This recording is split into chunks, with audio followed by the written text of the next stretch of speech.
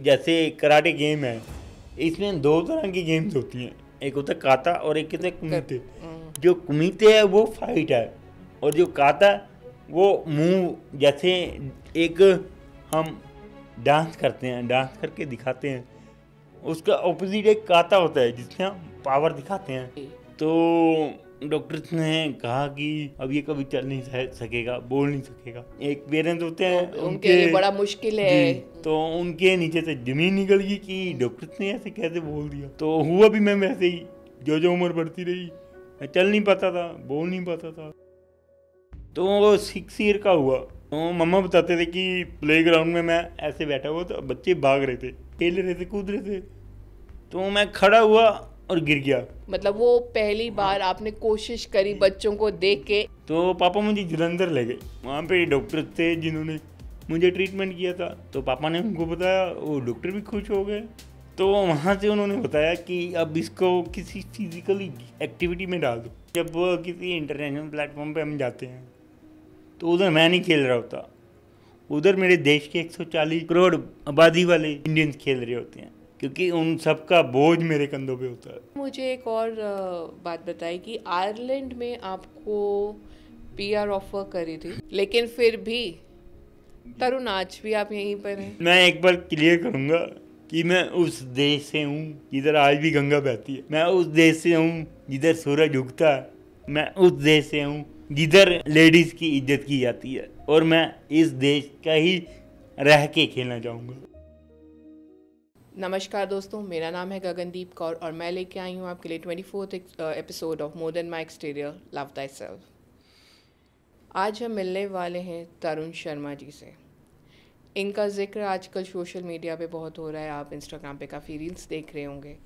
कौन है तरुण शर्मा? है पैरा कराटे प्लेयर, इंडिया के इकलौते पैरा कराटे प्लेयर जिन्होंने अभी तक इंडिया के लिए 13 gold medals, 2 bronze medals and 1 silver medal जीता है in different championships, in Asian Games, World karate championships.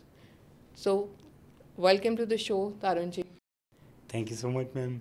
ये शो थोड़ा सा हिंदी थोड़ा पंजाबी टच रहेगा, because like both of us are Punjabi, so बीच बीच में पंजाबी आपको सुनने को मिलती रहेगी। तो सत श्री अकाल Tarun ji and welcome to this show. सत श्री अकाल मैम। मैं कल फर्स्ट टाइम ਤੁਹਾਨੂੰ देखा सोशल मीडिया ਤੇ, and you have just won a gold medal for India in USA Yes, I'm got one gold for US Karate Championship, and now I'm got participate in Asian Championship in September for China. Okay, तो next आपका गोल है Asian karate championship इन सितंबर। Yep. तो तारुण, जैसे more than माई exterior हमेशा ऐसे guest को, ऐसे motivating guest को लेकर आते हैं जिन्होंने अपने लुक्स को, अपने फिज़िकल, इंटेलेक्चुअल, किसी भी तरीके की डिसेबिलिटी को ओवरकम करके लाइफ में कुछ अचीव किया है।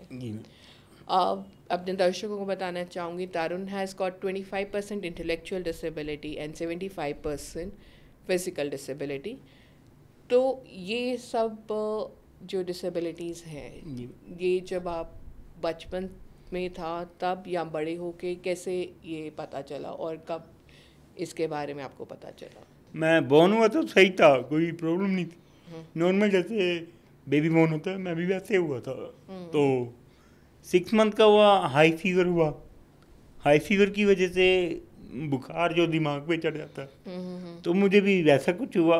पेरेंट्स को इतनी नॉलेज नहीं थी, तो डॉक्टर के पास गए, तो डॉक्टर ने बताया कि मुझे ब्रेन में जो कई ब्लॉक्स हैं, नर्वस होती हैं, उनमें ब्लॉकेज आ गई है। तो उसकी वजह से मैं चल नहीं सकता था, बोल नहीं सकता था, और मतलब एकदम स्ट्रेट रहता था। ओके। तो डॉक्टर्स ने कहा कि अब ये कभी चल नहीं सकेगा, बोल नहीं सकेगा। तो पेरेंट्स के नहीं, एक पेरेंट्स होते हैं, उनके लिए बड़ा मुश्किल है। तो उनके नीचे से जमीन निकल गई कि डॉक्टर्स ने ऐसे कैसे बोल दिया। तो हुआ भी मैं वैसे ही, जो उम्र बढ़ती रही मैं चल नहीं पाता था, बोल नहीं पाता था, कुछ कर नहीं पाता था, एक ही जगह बैठा रहता था। तो वो 6 ईयर का हुआ, 6 या 7। तो मम्मा बताते थे कि प्लेग्राउंड में मैं ऐसे बैठा हुआ तो बच्चे भाग रहे थे, खेल रहे थे, कूद रहे थे, तो मैं खड़ा हुआ और गिर गया। ओके।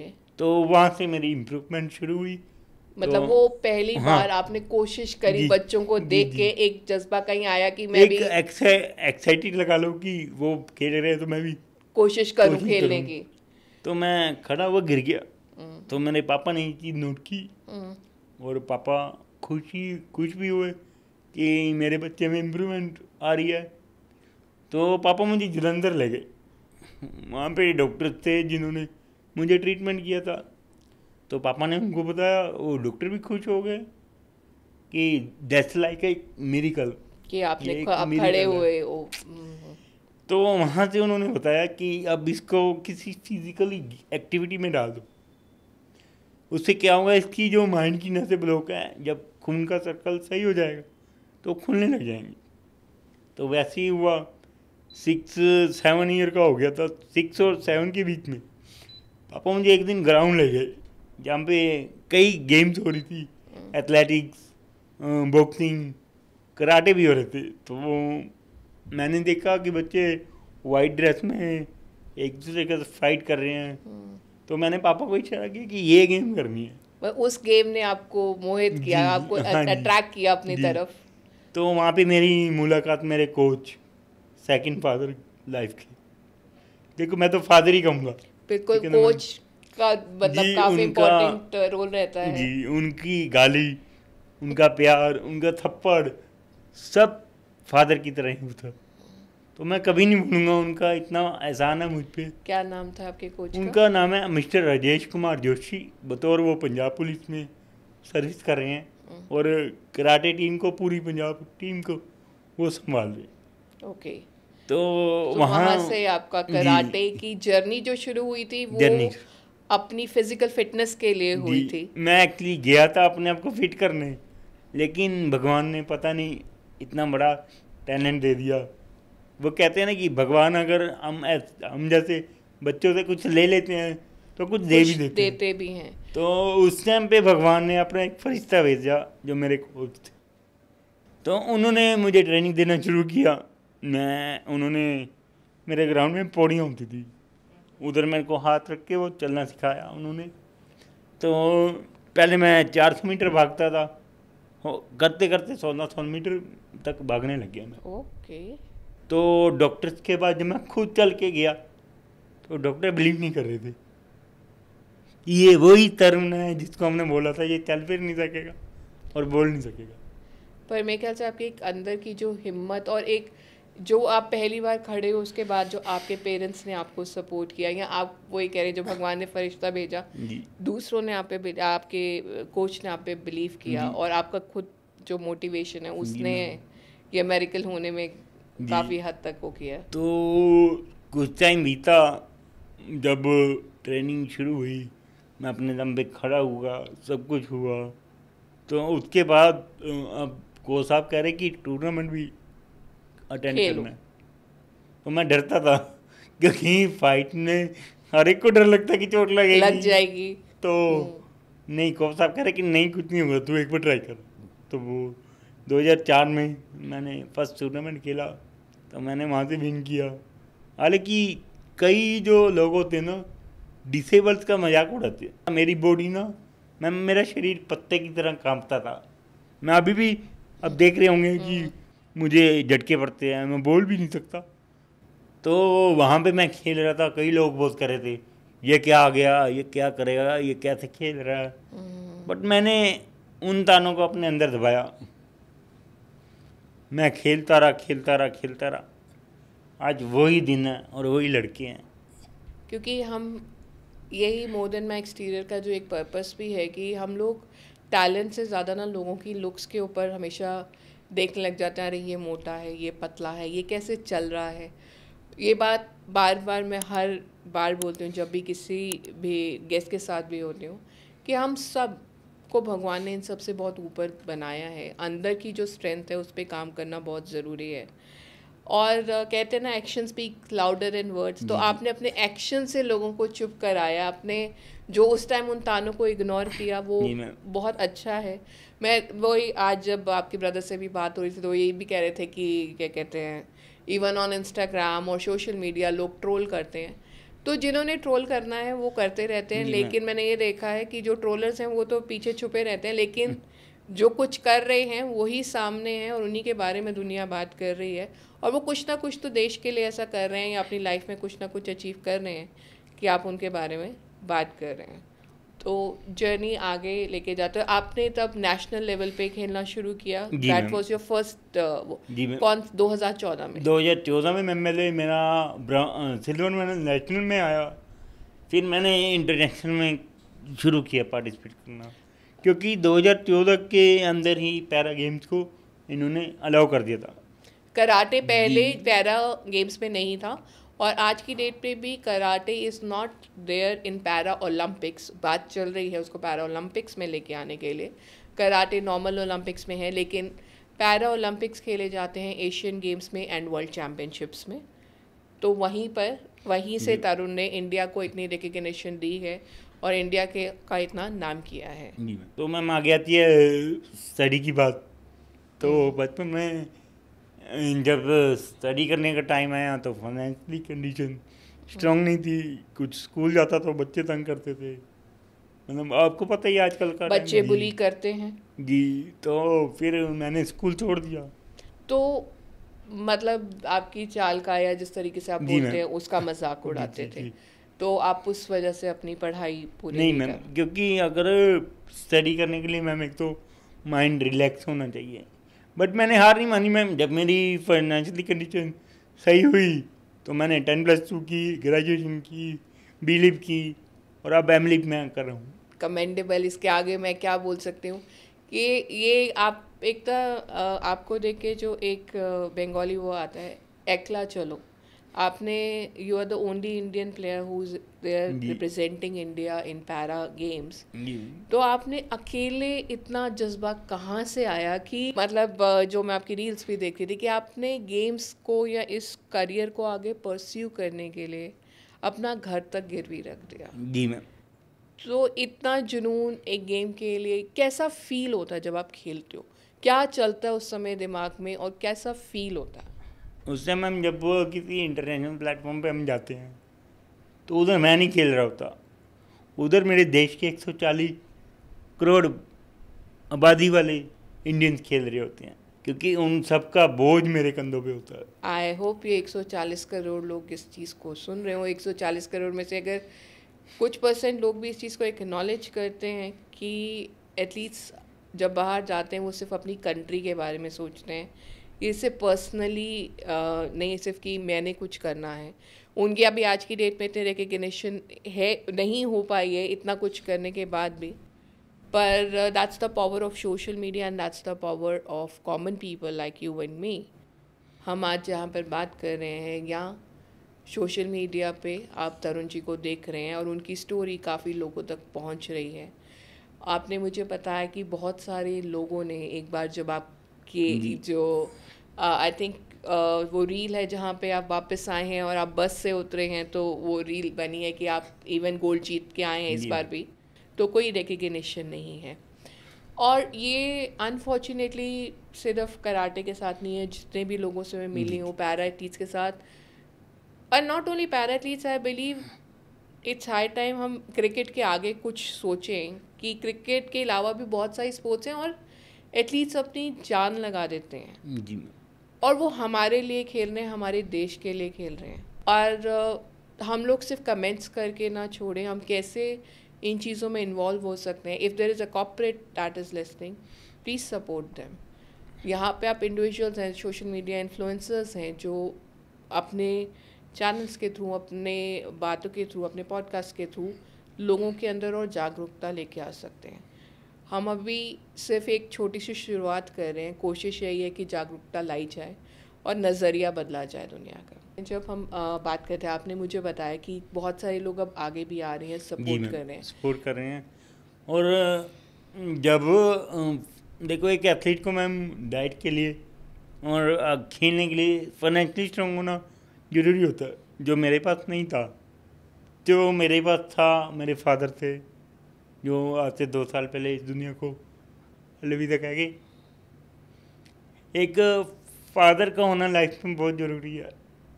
इधर तक मेरी करी केयर की आपको, तो 31 ईयर तक उन्होंने मुझे संभाला है। बहुत, यानी एक फादर होता है जब वो बोलते हैं ना कि बेटा तू जा, तू मैं संभाल लूंगा। जी अपनी ज़िंदगी, पीछे मैं बैठा हूँ। बट आज मेरी लाइफ में वो कहने का नहीं रहा। वो भी यही अरमान लेके चले गए कि मेरा बेटा एक दिन आएगा, गवर्नमेंट जॉब पे जाएगा और हमारी गरीबी को दूर करेगा। तरुण पंजाब खन्ना से हैं and even after winning 13 gold medals for India, इनका पेशा रियल लाइफ में he is a vegetable vendor. वो अपने घर का गुजारा और अपनी फैमिली का गुजारा खन्ना में सब्जियां बेच के करते हैं। His father was a vegetable vendor और उनकी ये इच्छा थी कि तरुण को अपने स्पोर्ट्स के बेसिस पे स्पोर्ट्स कोटा में कोई गवर्नमेंट जॉब मिले या रिकग्निशन मिले, जो उनके जीते जी तो नहीं हो पाया। पर I hope the power of social media makes it happen for Tarun now, जब वो इतना कुछ होने के बाद भी खेल रहे हैं और इंडिया के लिए अभी भी मेडल्स लेकर आ रहे हैं। तरुण में एक और इंटरव्यू देख रही थी, एक समय ऐसा भी आया था, आप बहुत सारे लोगों से मिले हैं, बहुत सारे मिनिस्टर्स के पास गए हैं, स्पोर्ट्स अथॉरिटीज़ के पास गए हैं। एक समय ऐसा भी आया था कि जब आपने अपने सारे मेडल्स नहर में फेंक दिए थे एंड आप ऑलमोस्ट एक सुसाइड के उस पे थे। वो एक्चुअली में वो किस्सा ऐसा था कि घर के हालात बहुत ज़्यादा ख़राब थे। पापा वही 200-300 रुपये कमाते थे और घर पे कर्जा भी था, तो ऐसी नौबत थी कि घर में रोटी भी नमक के साथ खानी पड़ रही थी। तो मैंने सोचा कि मैं चलो डिप्टी कमिश्नर से एक रिक्वेस्ट करके आता हूँ, शायद वो कुछ कर दें। तो मैं अपने सर्टिफिकेट्स, मेडल्स सब कुछ ले गया और उनसे बात की कि सर मैं ऐसे से खेल के आ रहा हूँ, आप मुझे कहीं DC रेट पे, कॉन्ट्रैक्ट बेस पे कहीं ना कहीं मुझे लगवा दें, ताकि मैं इसी तरह खेलता रहूँ, अपने घर की केयर करता रहूँ। तो उनकी वर्डिंग थी कि नहीं, जब जॉब निकलेंगी आप अप्लाई करना। तो मैंने उनसे एक बात कही कि सर अगर जॉब्स ही अप्लाई करनी थी तो मैं इतने मेडल किसके लिए अचीव कर रहा हूँ? अपने देश के लिए कर रहा हूँ। और देश का इतना हक नहीं है कि मुझे आप सरकारी नहीं तो प्राइवेट जॉब तो दे ही सकते हो। देखो मैम, कितने डिपार्टमेंट्स में हैंडीकैप्स लगे हुए हैं। मैं मोर देन माई एक्सटीरियर में हमेशा ये चीज़ करती हूँ, इंक्लूजन। हम सिर्फ इंक्लूजन की बात करते हैं, चाहे वो पैरा एथलीट्स हैं, चाहे वो ट्रांस पीपल हैं, चाहे वो एसिड अटैक विक्टिम्स हैं। हम सिर्फ इंक्लूजन वर्ड कहते हैं कि हम प्रोग्रेसिव सोसाइटी बन रहे हैं, पर जब आप रियल ग्राउंड रियलिटी देखोगे, नहीं है वो चीज़ें। मतलब इवन बैंक्स में या गवर्नमेंट में हर जगह ये अब पॉलिसीज़ आ चुकी हैं that you should give preference to physically disabled और इंटेलेक्चुअली डिसेबल्ड, जो भी, and there all skilled people, they are very skilled people. पर हमारी प्रॉब्लम यही है कि अगर हम किसी बैंक में, मैं जिस बैंक में अकाउंट है वहाँ पर भी हैं एक फिजिकली डिसेबल्ड महिला हैं जो पूरा पासबुक वो करती हैं, पर लोग सबसे पहले जाके काम बताने की जगह ना, लोग सबसे पहले एकदम रुक जाते हैं डिसेबिलिटी देख के। सही कर रहे हैं, बिल्कुल सही बात। तो वो नज़रिया चेंज करना ज़रूरी है और उस थॉट प्रोसेस को चेंज करना ज़रूरी है। रिस्पेक्ट हर इंसान डिज़र्व करता है। रिस्पेक्ट में हमेशा बोलते हैं एक नॉन नेगोशिएबल स्किल है जो अपने अंदर डेवलप करिए, वो हर एक के लिए ज़रूरी है। मैं अभी आपको एक और अभी रिसेंटली बताता हूँ। इनकम टैक्स डिपार्टमेंट मुंबई, उन्होंने स्पोर्ट्स कोटे में वैकेंसी निकाली और सबने भरी, मैंने भी भरी। तो हुआ क्या कि जो स्टेट नेशनल खेले हुए हैं उनको जॉब मिल गई, मैम एशियन प्लेयर को जॉब नहीं मिली। इट्स बेसिकली आई थिंक वो स्टेट का एक कोटा होगा कि उस स्टेट नहीं के लिए जो कर रहे हैं। ऑल इंडिया के लिए निकली थी और हर स्टेट के बच्चे को वहाँ पे जॉब मिली। क्या मेरे लिए जॉब नहीं थी? अब आप बताओ, स्टेट बड़ा होता है, नेशनल बड़ा होता है, या एशिया बड़ा होता है? ये सोचने की बात है, और ये सवाल मेरे नहीं है, तरुण के हैं आप सब से। तो अगर आप सुन रहे हैं और देख रहे हैं, if you are in a position of authority, चाहे आप स्पोर्ट्स से हैं या आप किसी भी तरीके से इस चीज़ को चेंज कर सकते हैं, या इवन अ स्मॉल चेंज शुरू करिए, कहीं ना कहीं तो हम आगे पहुंचेंगे। और हालांकि मैम डिसेबल्ड का कोटा है 4% कोटा, तो अगर आप 4% नहीं भर्ती कर सकते तो 1% से तो भर्ती करो। 1% कोटे से भी अगर आप भर्ती करते हो तो उन हजारों डिसेबल्स को जॉब मिल जाएगी जो आज बेचारे पढ़े लिखे धक्के खा रहे हैं। मुझे याद आ गया है आपकी बात सुन के, मेरी प्रीति श्रीनिवासन जी से जब बात हुई थी, बहुत ब्रिलियंट लेडी हैं, इंडिया के स्पाइनल कॉर्ड इंजरी कह लीजिए फेस और वॉइस हैं। तो उनकी भी डिसेबिलिटी के बाद वो यही कह रहे हैं कि मैं जो इतनी इंटेलिजेंट लड़की थी, मुझे ये बोला गया था कि आप ये कोर्स नहीं ले सकते हो। जी मैम, होता है। मतलब just based on disability there are so many biases that we create and we don't see कि उनके अंदर, आई थिंक ये चीज़ भी मैंने बार बार बोली है, जब भी मैं लोगों से मिलती हूँ, उनके अंदर हम लोगों से, हम नॉर्मल दिखने और सोचने वाले लोगों से बहुत ज़्यादा जज्बा है, ज़िंदगी जीने का भी और आगे बढ़ने का भी। They have got that hunger in them to prove. मेरे साथ भी ऐसा ही एक इंसिडेंट हुआ था। मैं DP-एड, फिजिकल डिपार्टमेंट की एक डिग्री होती है DP-एड, जिसे DP टीचर बोलते हैं। तो ग्रेजुएशन के बाद मैं एडमिशन ही नहीं गया, तो उन्होंने यही कह के मना कर दी कि डिसेबल्ड ये कोर्स नहीं कर सकते। डिसेबल्ड इंडिया के लिए मेडल ला सकते हैं, लेकिन कोर्स नहीं कर सकते। और मैं हैरान रह गया कि ऐसे किसी लॉ में नहीं लिखा हुआ कि डिसेबल्ड तो कोर्स नहीं कर सकते। किसी बुक में नहीं लिखा, कोई लॉ नहीं है, कुछ भी नहीं है मैम। ये सिर्फ जो इंसान उस समय है, जी। ये उसकी पर्सनल सोच है और उसके पर्सनल प्रेजुडिस हैं जो किसी को आगे बढ़ने से रोक रहे हैं। तो कोशिश यही है कि हम अपने पर्सनल प्रेजुडिस को रोकें, उनको आगे ना आने दें। जब हम पहले अभी बात कर रहे थे बाहर, तो आपने मुझे एक और बात बताई कि आयरलैंड में आपको PR ऑफर करी थी। जी मैम, दो जगह से। हंगरी में भी मुझे PR ऑफर हुआ था कि आप हमारी कंट्री से खेलो और हम आपको यहाँ पे प्रोवाइड करेंगे सब कुछ। और मैं आयरलैंड गया, वहाँ पे एक फैमिली है, आयरिश फैमिली, उनके अंकल को मैं पॉप बोलता हूँ। उन्होंने ही कहा था कि मुझे पॉप बोला कर, मुझे अच्छा लगेगा, तो उन्होंने मेरा नाम रखा इंडियन टाइगर। ओके। तो आज ही मेरी उनसे टॉक होती है, अच्छा लगता है। आपने मुझे अभी अभी इंडियन टाइगर बोल के इस पॉडकास्ट का एपिसोड का टाइटल दे दिया, in talks with Indian tiger. वो आज भी मेरे से बात करते हैं, चैट करते हैं, मुझे मतलब एक सन की तरह ही टीच करते हैं। उन्होंने ही बोला था कि हम तुझे जाने नहीं देंगे, you are like my family member, like my son, please don't go to your country, I will manage for you here. But कहीं ना कहीं बातें हमारी गवर्नमेंट को सुननी बहुत ज़रूरी है। अगर हम अपने टैलेंट को सपोर्ट नहीं कर रहे, तो बाहर कंट्रीज़ हैं जो उनको सपोर्ट करने के लिए रेडी हैं। लेकिन फिर भी तरुण, आज भी आप यहीं पर हैं, गए क्यों नहीं? मैं इंडियन हूँ मैम, मेरा दिल इंडियन है। मैं एक बार क्लियर करूँगा कि मैं उस देश से हूँ जिधर आज भी गंगा बहती है। मैं उस देश से हूँ जिधर सूरज उगता है। मैं उस देश से हूँ जिधर लेडीज़ की इज्जत की जाती है। और मैं इस देश का ही रह के खेलना चाहूँगा।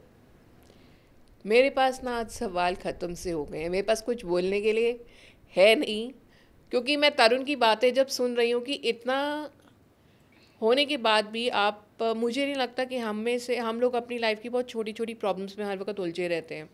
बॉस ने सुबह कुछ कह दिया तो सारा दिन झुंझुलाहट में रहते हैं, घर जाके बच्चों पे वो झुंझुलाहट निकालते हैं।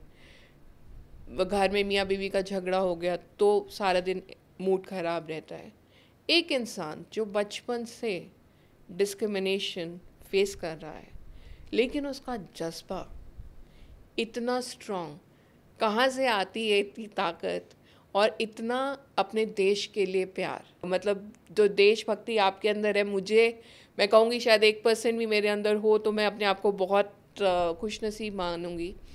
पर आई थिंक आपको एकदम वहाँ से, but you still came back. आपको उस टाइम बोला गया था कि इंडिया में आपको शायद जॉब ऑफर हुई है, तो आपने सब छोड़ा और आपने कहा कि नहीं, मैं अपने कंट्री के लिए ही करूँगा। मैं एक्चुअली वहाँ पे काम कर रहा था, तो मुझे कॉल आया इंडिया से कि आप आ जाओ, आपकी जॉब पंजाब स्टेट में हमने कर दी है, आपका लेटर तैयार है।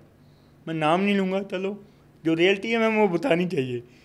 तो मैं आ गया, उन्होंने बड़ा वेलकम अच्छा किया, फोटो में खिंचाई, न्यूज़ में आया, टीवी पे आया। तो अगले दिन मैं गया, मैंने कहा सर मेरा लेटर, मैंने कहाँ पे ज्वाइन करना है। तो मुझे कह रहे लेटर की भी बात हुई थी कोई ज्वाइनिंग की? मुझे यूं कहा गया कि हमने तो आपसे फाइलिंग की बात की थी, लेटर की कोई बात नहीं हुई। मैं हरियाण, मैं घर आके पापा को बताया। मैंने कहा पापा देखो, किधर इतना अच्छा मौका मिल रहा था और किधर आके अपनों ने ही धोखा दे दिया। तो उस दिन के बाद आज का दिन है, लगा रहा कि नहीं, अब टाइम जवाब देगा, और आज वही टाइम है जो उनको जवाब दे रहा है। शायद अब आ गया है। वो कहते हैं ना, अपना टाइम आएगा। तो तरुण शायद आई थिंक इतनी स्ट्रगल्स के बाद, क्योंकि भगवान भी देख रहा होता है कि एक इंसान लगातार लगा हुआ है, और तो वो भी अपना मतलब वो जवाब देते हैं। आई होप कि जितने भी लोग सुन रहे हैं यहाँ, if there are people who can support Tarun and people who are in places of authority, आम जनता इंस्टाग्राम पे सिर्फ कमेंट कर सकती है, लाइक कर सकती है, शेयर कर सकती है, आपकी कहानी और लोगों तक पहुंचा सकती है। लेकिन जो फाइनेंशियल सपोर्ट एक प्लेयर को चाहिए होती है ताकि वो एक फ्री माइंड से खेल सके। हम आईपीएल देखते हैं, हम क्रिकेट को बहुत मानते हैं। मैं ये नहीं कहती क्रिकेट देखना बंद कर दीजिए, क्रिकेट बहुत अच्छी गेम है। लेकिन हम ये जानते हैं कि जब विराट कोहली खेल रहे हैं, रोहित शर्मा खेल रहे हैं, हार्दिक पांड्या खेल रहे हैं, उनके दिमाग में किसी भी तरीके की फाइनेंशियल प्रॉब्लम्स नहीं घूम रही कि मुझे नेक्स्ट मैच खेलने के लिए क्या मेरे पास कोई स्पॉन्सर्स हैं या नहीं है।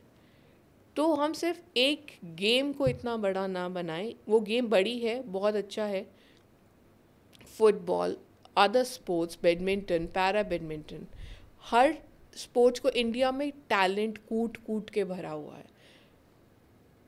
तो उस टैलेंट को आगे आने के लिए उतनी सपोर्ट की भी ज़रूरत है।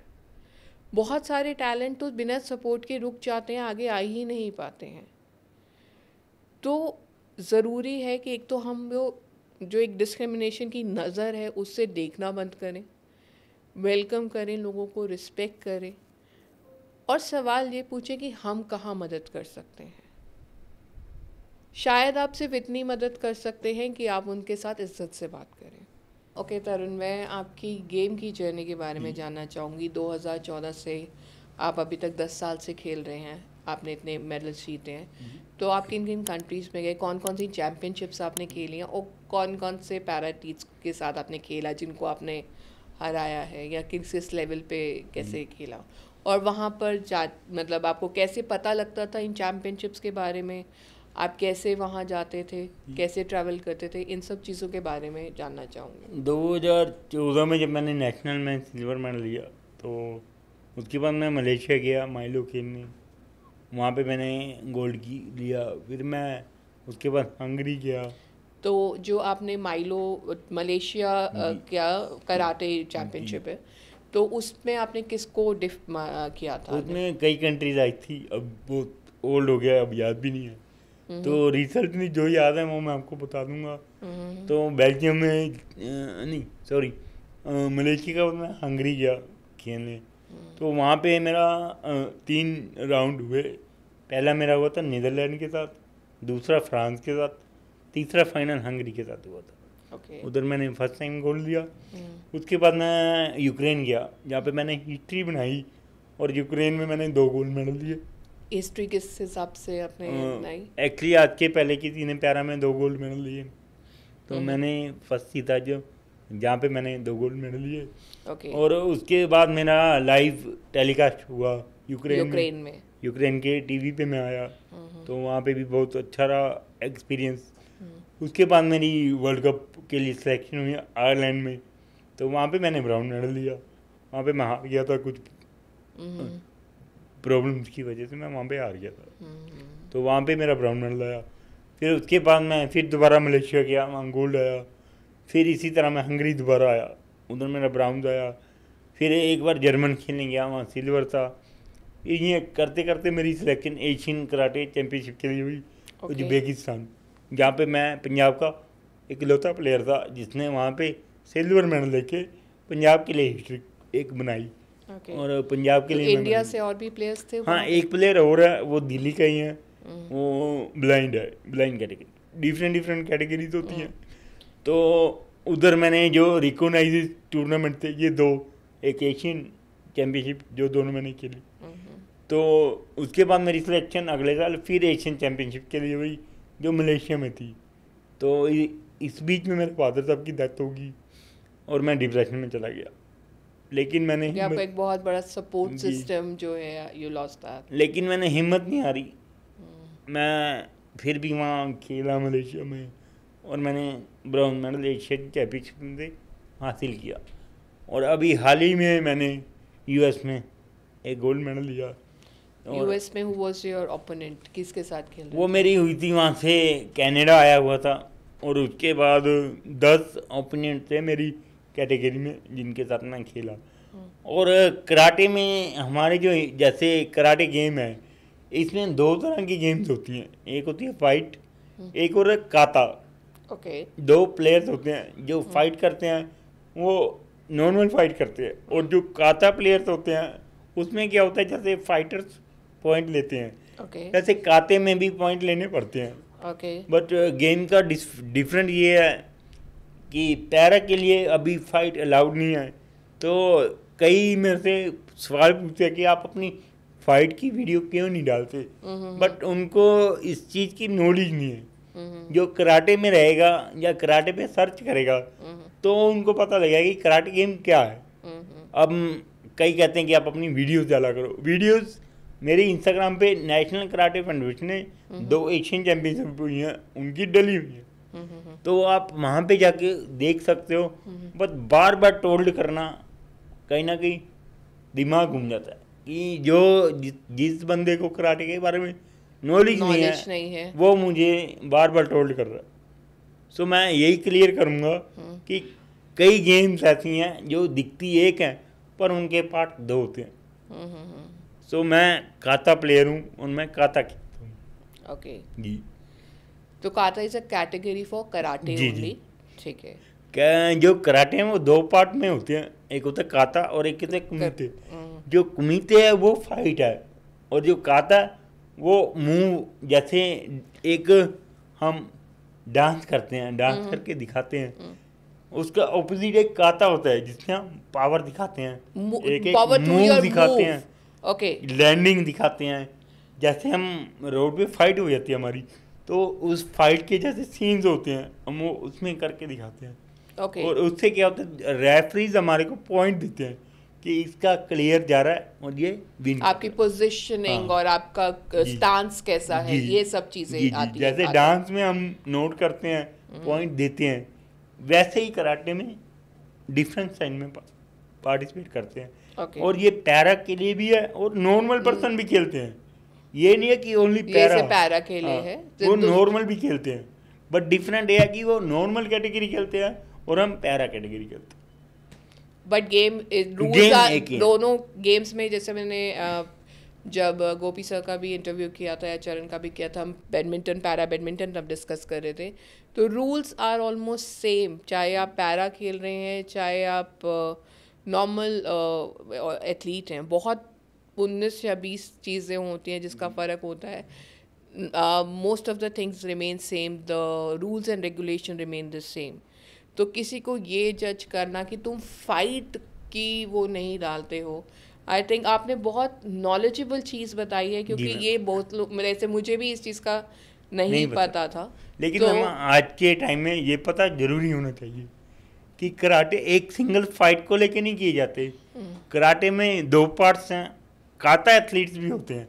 आप गूगल पे या यूट्यूब पे सर्च मारोगे ना काता प्लेयर्स, तो पूरी की पूरी लिस्ट आ जाएगी. ये अकेला इंडिया में नहीं है, ऑल ओवर वर्ल्ड में है, क्योंकि एक उसकी कैटेगरी है. जी जी. जैसे अगर मैं डांस कहूँ तो भरतनाट्यम और कथक दोनों अलग तरीके हैं, दोनों डांस हैं, दोनों लेकिन अलग अलग है.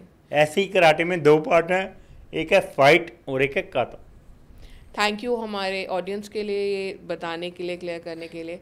And I hope the trollers would have got their answers कि वीडियोस क्यों नहीं है या क्या है. एंड व्हाट वी से is they just keyboard warriors. तो आप सबको दिख रहे हैं, आपका काम सबको दिख रहा है. और जो लोग ये कह देते हैं कि भाई आपने ये वीडियो नहीं डाली है, या आप अपना काम नहीं दिखा रहे हो, या बहुत सारे जो फुटेजेस होते हैं when you go and play at international level, वो फुटेजेस प्लेयर्स को डायरेक्टली नहीं मिलते. There are sports committees involve, there are sports authorities involve. तो ये नहीं है कि इट्स नॉट दैट कि मैंने अपना फ़ोन उठाया और रील बना ली और सोशल मीडिया पे डाल दी. तो ये चीज़ें समझनी बहुत ज़रूरी है. जब आप कमेंट कर रहे हैं तो इन चीज़ों के बारे में पहले पढ़िए, इनके रूल्स को समझिए, फिर उसके बाद किसी के प्रोफाइल पे जाके कमेंट करिए. क्योंकि कमेंट करना बहुत आसान है लेकिन काम करना मुश्किल. तो क्या कहते हैं, तारुण अपने काम की वजह से जाने जा रहे हैं. और मैम कई कोचेस भी ऐसा करते हैं, अपनी गेम को छोड़ के दूसरी की गेम में इंटरफेयर करते हैं. तो रिक्वेस्ट यही करूँगा कि आप स्पोर्ट्स को बढ़ावा दो, ना कि उसे डाउन करो. पॉलिटिक्स ना लेकर आए स्पोर्ट्स में. इंडिया में इतना ज़्यादा टैलेंट है कि मुझे कई बार ये लगता है कि अगर हम पॉलिटिक्स को पीछे कर दें तो हमारे पास बहुत ज़्यादा प्लेयर्स हैं, लेकिन बहुत सारे प्लेयर्स पॉलिटिक्स की वजह से, मिसगाइडेंस की वजह से नहीं पहुंच पाते जहां उन्हें पहुंचना चाहिए. अभी तक जितने भी आपने गेम्स खेले हैं तारुण, वो सब आपने खुद स्पॉन्सर करे हैं? जी, कई हद तक मुझे NRI ब्रदर्स सपोर्ट करते हैं, कई एसोसिएशन सपोर्ट करते हैं, जितना हो सकता है. लेकिन कई बार मुझे खुद भी जेब में से लगाने पड़ते हैं. तो मोस्टली जो जैसे आपके पंजाब से जो लोग बाहर से टल्ड हैं, जो आपको जानते हैं, तो वो लोग आपको सपोर्ट कर रहे हैं, या क्या कहते हैं, जो आपके अपने जान पहचान के. बट स्पोर्ट्स एसोसिएशंस, हाँ, अभी हाल ही में मुझे जो मेरी कराटे की नेशनल फेडरेशन है, अभी मैं मलेशिया में जीत के आया था, तो 50,000 उन्होंने मुझे कैश अवार्ड दिया था.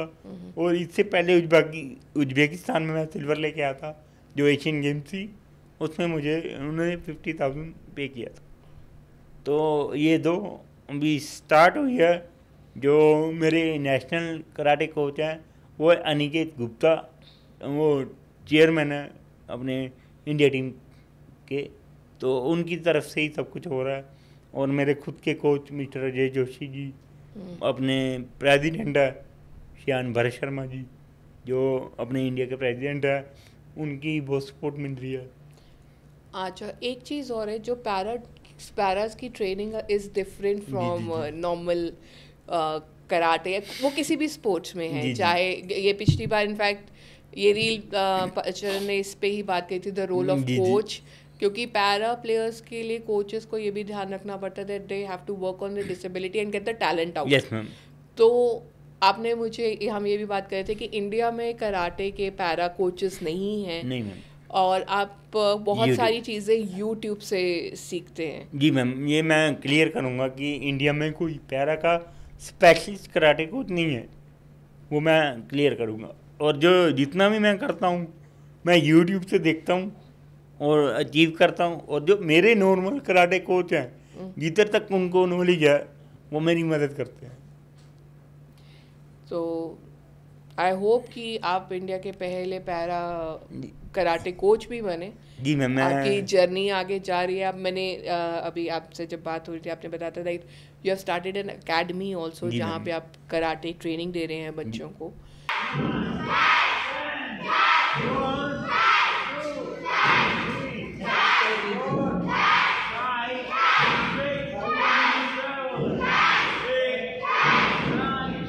You have already started coaching, तो लेट्स जी होप मैम। कि आप इसको मतलब नेशनल लेवल पे भी you become a first Indian para coach, we never know. नहीं मैम, मैं पिछले 8-9 सालों से ट्रेनिंग कर रहा हूँ और मेरे पास नेशनल कराटे कोच की डिग्री भी है और मैं का रेफरी भी हूँ बी ग्रेड का, और इंडिया का पहला रेफरी हूँ हैंडीकैप जिसने नॉर्मल कैटेगरी में रेफरीशिप टेस्ट पास किया है। ओके। और नॉर्मल कैटेगरी में कराटे कोच का जो टेस्ट है वो पास किया है। और मेरी खुद की एकेडमी रन कर रहा हूँ और गरीब और डिसेबल्ड बच्चों की हेल्प कर रहा हूँ। और एक स्कूल है जहाँ मैं वर्धमान स्टील मिल लुधियाना की तरफ से वहाँ ट्रेनिंग देता हूँ, और राधावाड़ी का स्कूल में मैं ट्रेनिंग देता हूँ। तो मेरे स्टूडेंट्स स्कूल गेम में भी मेडल लेके आ रहे हैं, नेशनल गेम में से भी मेडल लेके आ रहे हैं, और इंटरनेशनल गेम से भी मेडल लेके आ रहे हैं। तो आपने अपनी जर्नी करते करते उनको जो चीज़ें हासिल नहीं हुई, जज्बा देखिए कि उन्होंने वो चीज़ें, जिन बच्चों के पास वो चीज़ें नहीं हैं, उनके लिए आज अवेल करा रहे हैं। तो हम लोगों का बहुत सिर्फ एक छोटा सा फ़र्ज़ है कि साथ साथ सपोर्ट करें। यूट्यूब पे या इंस्टाग्राम पे आप सपोर्ट सिर्फ लाइक शेयर कमेंट सब्सक्राइब से कर सकते हैं। तो I hope people get that message and people sitting in authority now support you more. और अब वो सपोर्ट जैसे मिलनी शुरू हुई है, तब कैसा फील हो रहा है? क्योंकि आपने मुझे काफ़ी सिंगर्स के नाम बताए, पंजाब से आपने बताया काफ़ी फ़ोन आ रहे हैं and they are people who are now जी मैम, सपोर्टिंग यू।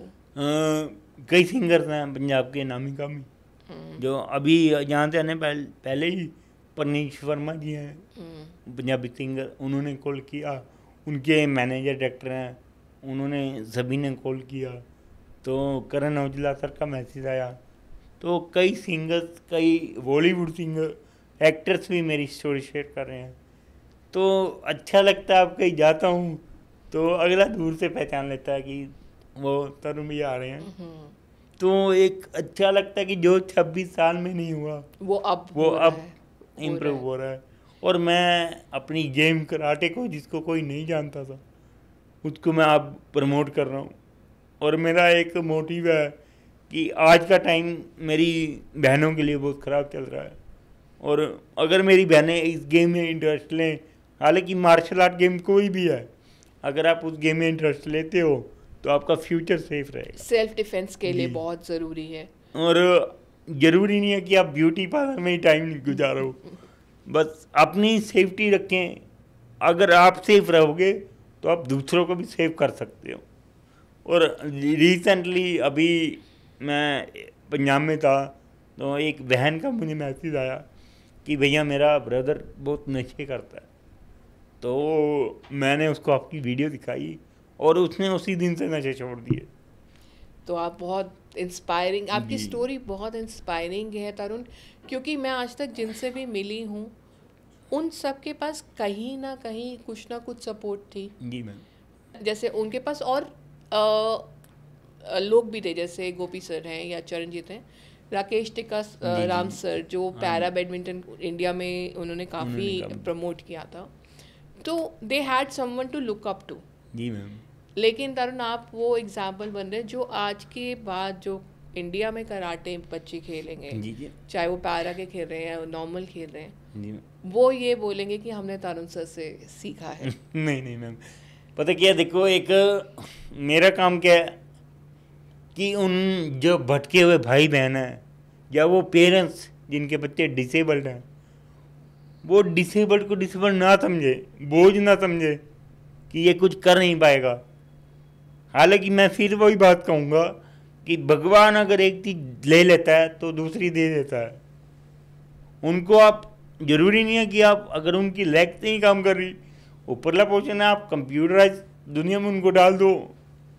आज की स्पोर्ट्स आ रही हैं, बहुत से बैडमिंटन options हैं। स्पोर्ट्स है, चेस स्पोर्ट्स है, कई और स्पोर्ट्स हैं जिसमें वो अच्छा कर सकते हैं, लेकिन पेरेंट्स को पुश करना बहुत ज़रूरी है आज के जो टाइम। फैमिली सपोर्ट है वो बहुत जी। ज़रूरी है, अब- क्योंकि जितने भी लोग हैं वो फैमिली सपोर्ट के साथ, जैसे आपके फादर थे या आपके जी। मदर भी, आप जी, बट जी। वो भी सपोर्ट करें। चरण की मदर वाज हर इंस्पिरेशन, उन्होंने काफ़ी सपोर्ट किया।